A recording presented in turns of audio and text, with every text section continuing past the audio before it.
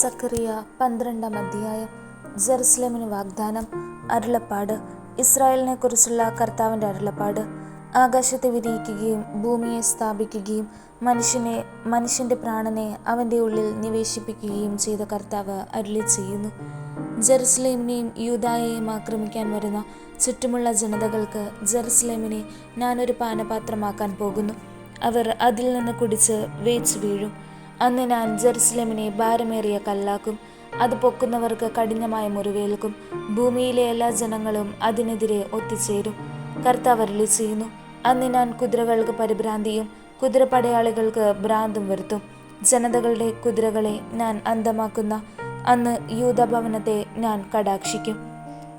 യൂദായുടെ കുലങ്ങൾ പറയും, ജെറുസലേം നിവാസികൾക്ക് തങ്ങളുടെ ദൈവമായ സൈന്യങ്ങളുടെ കർത്താവിൽ നിന്ന് ശക്തി ലഭിക്കുന്നു. അന്ന് ഞാൻ യൂദായുടെ കുലങ്ങളെ വിറകിന് നടുവിൽ ഇരിക്കുന്ന ജ്വലിക്കുന്ന കനൽ നിറച്ച ചട്ടി പോലെയും കറ്റകൾക്ക് നടുവിൽ പന്തമെന്ന പോലെയുമാക്കും. അവർ ചുറ്റുമുള്ള ജനതകളെ മുഴുവൻ സംഹരിക്കും. ജെറുസലേമിൽ അപ്പോഴും നിവാസികളുണ്ടായിരിക്കും. ദാവീദ് ഭവനത്തിൻ്റെയും ജെറുസലേം നിവാസികളുടെയും മഹത്വം യൂദായുടെ മേൽ ഉയരാതിരിക്കേണ്ടതിന് കർത്താവ് ആദ്യം യൂദായുടെ നഗരങ്ങൾക്ക് വിജയം നൽകും. അന്ന് ജെറുസലേം നിവാസികളെ പരിച കൊണ്ട് മറയ്ക്കും.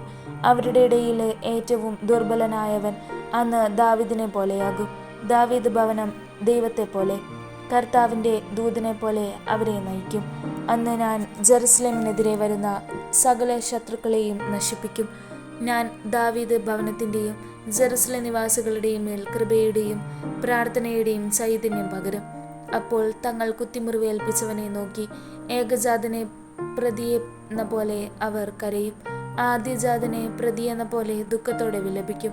അന്ന് ഹദ്രിമോനെ പ്രതി മെഗിദോ സമതലത്തിലുണ്ടായ വിലാപം പോലെ ജെറുസലേം വിലപിക്കും. ദേശത്തെ ഓരോ ഭവനവും പ്രത്യേകം വിലപിക്കും.